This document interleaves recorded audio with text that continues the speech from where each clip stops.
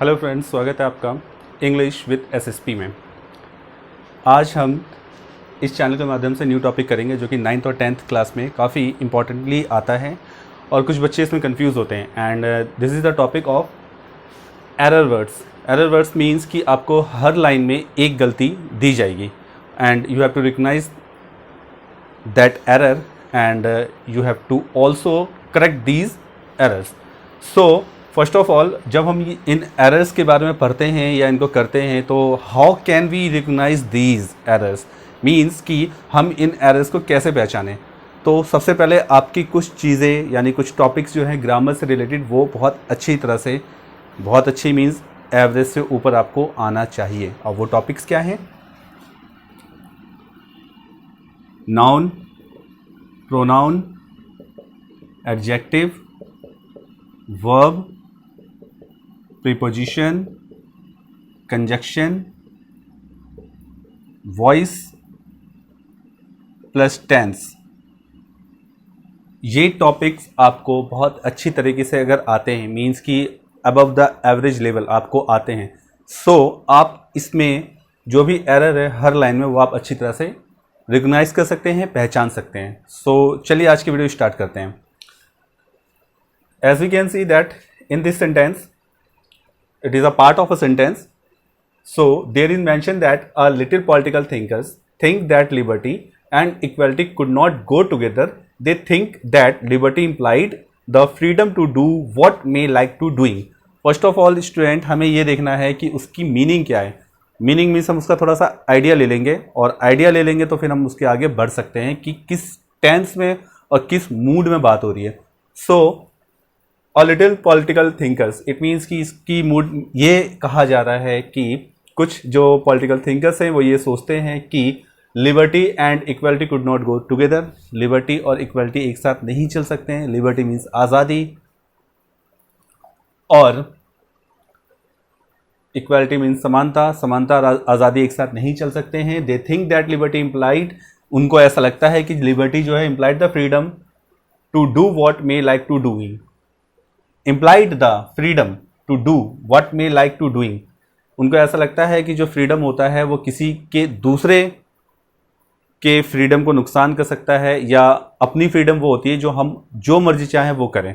तो हमारा ये कॉन्सेप्ट है। Now we come to the topic कि इसमें गलतियां क्या हैं। So as we can say that we can see that here is mention a little. Exam में आपको ये मेंशनड आएगा कि इसमें गलती क्या है। तो गलती क्या है? अ लिटिल की जगह सम आएगा। अब हम देखते हैं यहां क्या है। थिंग्स दैट लिबर्टी, देखिए यहां पे आपका ये वाला पार्ट काम आएगा, टेंस वाला, कि थिंग्स नहीं होता किसके साथ? सम, यानी कि एक से ज्यादा के साथ थिंग्स नहीं आएगा। तो आप क्या करेंगे? थिंग्स को इनकरेक्ट कहेंगे और इसको करेक्ट क्या कहेंगे? Think. Next, and equality could not go together. Could not नहीं जा सकती थी, नहीं होगा, नहीं जा सकती है। इट मीन्स कि कुड नॉट यहां पर गलत है। तो इसका सही क्या होगा? कुड नॉट की जगह कैन नॉट आएगा। Next, they think that liberty implied, उनको ऐसा लगता है कि लिबर्टी इंप्लाइड करती थी। So as we know that यहां पे जो बातें चल रही हैं वो किस में चल रही हैं? प्रेजेंट में। तो ये जो वर्ड आया पास्ट का ये गलत है। तो यहां पर क्या आएगा? आप बोलेंगे कि इंप्लाइड इज इनकरेक्ट वर्ड, और करेक्ट क्या होगा इसका? इंप्लाइज।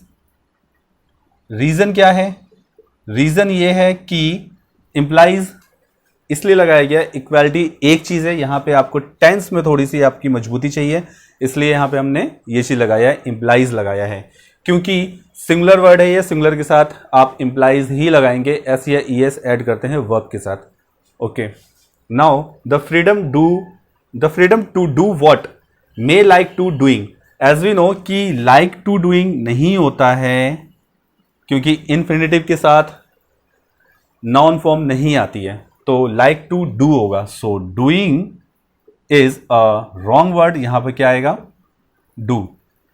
स्टूडेंट्स, मैं आपको बता देना चाहता हूं कि इस टाइप के टॉपिक्स जो हैं आपके एग्जाम में जरूर आते हैं, लेकिन जो ये सेंटेंसेस जो ये भी वैसे गाइड सैम्पल पेपर में से लिए गए हैं, लेकिन इतने ईजी आए इसके चांसेस थोड़े कम होते हैं, बट आप इसके थ्रू काफ़ी कुछ अच्छी तरह से समझ सकते हैं। जिन स्टूडेंट्स को प्रॉब्लम होती है वो बहुत अच्छी तरह से इसे समझ सकते हैं। Okay, now we come to the next is second है कि countries near on equator are much warmer than countries farthest to the north and south as well. All know that Kerala is warm than Punjab on winter. इसकी first of all वही तरीका हम अब choose करते हैं कि इसको हम किस तरीके से करेंगे। इसकी मीनिंग देखते हैं, मीनिंग क्या है। तो countries near on equator, countries जो है इक्वेटर के जो नियर में हैं, यानी कि भूमध्य रेखा के जो पास हैं, वो ज्यादा गर्म होते हैं उन कंट्रीज से जो कि नॉर्थ या साउथ से दूर होते हैं। इट मीन्स कि उन कंट्रीज से जो कि नॉर्थ या साउथ पोल के आसपास होते हैं, तो वो ज्यादा गर्म होते हैं। As all know that Kerala is warm than Punjab on winter. और जैसा कि हम सब जानते हैं कि जो केरला होता है वो विंटर में पंजाब से ज्यादा गर्म होता है। तो इसकी ये थोड़ा सा हमने लमसम सा बना लिया है कि इसकी क्या मीनिंग होगी, तो उसके बिहाफ पे हम आगे बढ़ सकते हैं। So now we come to the topic countries near on. On की जगह पहले से मैं मेंशन्ड है कि ऑन की जगह द आएगा, नियर द इक्वेटर होता है। Much warmer than countries, then ये वाला नहीं आएगा क्योंकि देन ये वाला आएगा, हम कंपेयर कर रहे हैं, ठीक है।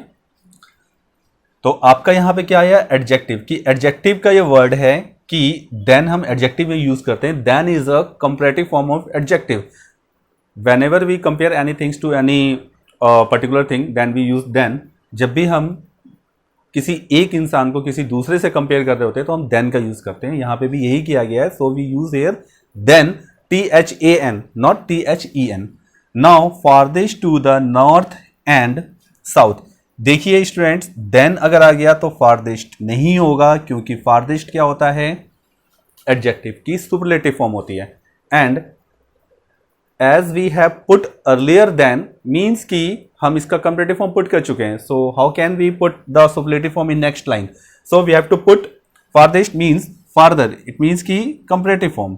तो फारदेस्ट का इसमें गलत है और फारदेस्ट का कंपैरेटिव फॉर्म क्या होगा, फार्दर होगा, कि उससे ज्यादा दूर है।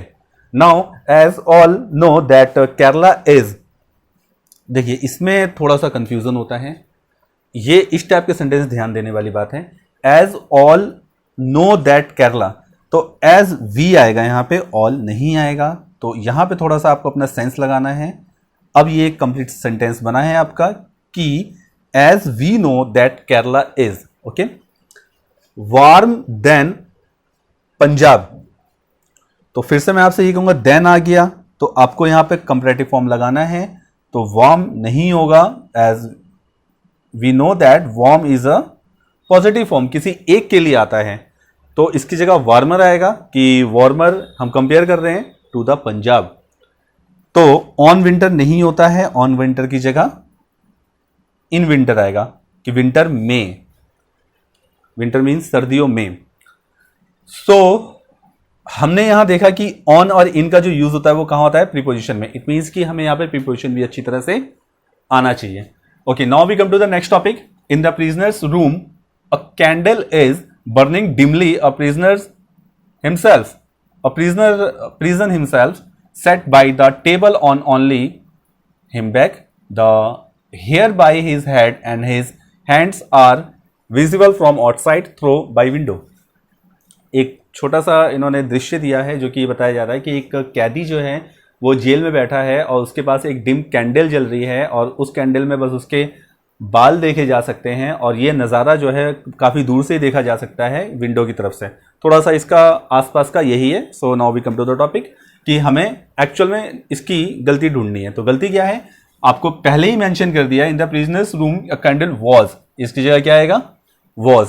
तो वॉज आएगा तो you have to mention that, I mean to say कि आपको ये सोच लेना है कि ये वॉज है, इट मीन्स कि अब इसकी स्थिति पास्ट में चलेगी। आएगा हम जो स्ट्रेटजी बनाएंगे वो पास्ट में होगा। बर्निंग डीमली, अ प्रिजनर हिमसेल्फ, तो अ नहीं आएगा क्योंकि स्पेशलिटी उसको बता रहे हैं। तो आ की जगह क्या आएगा, द आएगा। ओके, आ की जगह द आएगा। द क्यों आएगा, क्योंकि हमने इसको यहां पे क्या यूज किया है, article.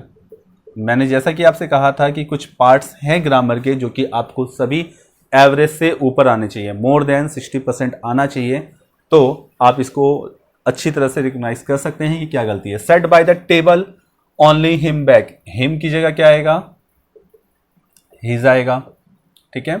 Next, the hair by his head and his hands, तो देखिए हेयर बाई नहीं होता है, हेयर ऑन होगा, तो बाई की जगह हम क्या लगाएंगे, ऑन।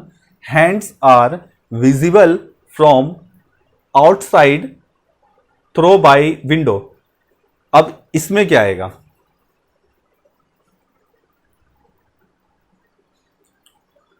कंफ्यूज्ड, इसमें क्या आएगा, ये सेंटेंस कुछ ऐसा ही लग रहा है जैसा कि ये है, काफी ढूंढने से थोड़ा सा लग रहा है कि क्या हो सकता है, क्योंकि आपका ये अगर मैं एक्चुअल में बोलूं तो ये सेंटेंस सही है, देयर इज नो प्रॉब्लम, लेकिन अगर सीक्वेंस में देखा जाए तो सेंटेंस गलत है। क्यों? क्योंकि हमने स्टार्टिंग में इसकी जगह वॉज लगाया है, तो यहां पे आर की जगह क्या आएगा, वर आएगा, क्योंकि हम शुरू से पास्ट फॉर्म को या पास्ट पैटर्न को यूज करते आ रहे हैं। So we will not put here are, we will put here were. Now throw by window, by की जगह क्या आएगा, the, throw the window, okay. Next है Neil Armstrong was the commander for Apollo second, Neil Armstrong commander थे Apollo second के। He was the first to walk over the man, what many people do not knew is that unlike most of the their fellow astronauts he was the civilian and not part of the military. थोड़ा अगर हम इसको आसपास से करें तो इसकी meaning ये है कि नील आर्मस्ट्रॉन्ग जो थे आपके कमांडर थे अपोलो सेकेंड के, और वो हम सब जानते हैं कि मून पे जाने वाले पहले इंसान थे, लेकिन हम सब में से बहुत से ये नहीं जानते हैं कि वो एस्ट्रोनॉट्स थे। एस्ट्रोनॉट्स के साथ ही was the civilian and the not part of the military, वो एक सिविलियन थे, मिलिट्री के पार्ट नहीं थे। इट मीन्स कि वहां पे जो भी जाता है ज़्यादातर सिविलियन नहीं होते हैं, किसी न किसी के पार्ट होते हैं, वेदर ही और she belong to any scientific और साइंटिफिक डिपार्टमेंट और military department, but he was civilian. जो भी वहां जाता है स्पेस में या नासा में, तो वो किसी न किसी डिपार्टमेंट का या सेंटर का कोई ना कोई स्टाफ होना चाहिए, किसी न किसी स्टाफ से उसका लगाव होना चाहिए। आई मीन टू से कि किसी न किसी फील्ड से उसका लगाव होना चाहिए, लेकिन यहाँ पे ऐसा कुछ नहीं है। और हमने इसको थोड़ा सा समझ लिया है, तो हम टॉपिक पे आते हैं कि Neil Armstrong was the commander for Apollo second, इसमें कोई गलती नहीं है। He was the first to walk over, देखिए ओवर नहीं आएगा, तो ओवर की जगह क्या आएगा, ऑन। क्यों? ओवर द मून, उसने मून पे कदम रखा, तो whenever we touch anything, touch की सेंस में हम ऑन लगाते हैं, ना कि ओवर लगाते हैं। और ये आप कहां पढ़ेंगे, प्रीपोजिशन में। कहां पढ़ेंगे, प्रीपोजिशन में, ठीक है। तो यहां पे आपका ऑन आएगा। The moon what many people do not new, अब यहां क्या गलती है, यहां आपको गलती पहचानने के लिए आपकी स्ट्रांग होनी चाहिए टेंस। टेंस में एज वी नो कि डू नॉट के साथ पास्ट फॉर्म कभी नहीं आता है, and knew is the past form of know, तो न्यू की जगह क्या आएगा, नो, क्या आएगा, know. The moon, sorry moon तक हो गया था हमारा। व्हाट मैनी थिंग्स, जो कि बहुत से लोग नहीं जानते, जानते हैं, जानते थे नहीं होगा। क्यों नहीं होगा, क्योंकि यहां पे डू आ गया है। Is that unlike most of their fellow, अब देखिए नील आर्मस्ट्रॉन्ग की बात हो रही है, तो मोस्ट ऑफ देयर फेलो नहीं आएगा, क्या आएगा, देयर की जगह हिज आएगा, ओके। लेकिन देयर भी गलत नहीं है, पूरी तरह से सही भी नहीं है। क्यों नहीं सही है, क्योंकि देयर तब आता जब फेलोज होता, हम देख रहे हैं यहां फेलोज नहीं है, तो यहां पर इट मीन्स कि क्या आएगा यहां पर, कि यहां पे सिंगुलर फॉर्म लगाएंगे आप। So astronauts fellow the astronauts, he was the civilian and, यहां देखिए क्या आएगा, is that unlike most of his fellow astronauts he was the civilian, the civilian, तो यहां पे द नहीं आएगा, द की जगह आएगा कि ही वॉज अ सिविलियन, कि वह एक सिविलियन थे and not a part of the military, military के पार्ट नहीं थे। सो स्टूडेंट्स, हमने इसको बहुत ही बारीकी से किया है। होप सो कि आपको ये अच्छी तरह से क्लियर होगा और इसमें कहीं भी आपको कोई परेशानी नहीं होगी। एक बार आप इनको अपनी तरह से करेंगे और खुद अच्छी तरह से करने की कोशिश करेंगे और आप अच्छी तरह से करने की कोशिश करें। इसके लिए मैं इसको फिर से रफ कर देता हूं ताकि आप इसको लास्ट में इसका स्क्रीनशॉट लें और इसे खुद ही करने की कोशिश करें ताकि आपकी अच्छी प्रैक्टिस हो।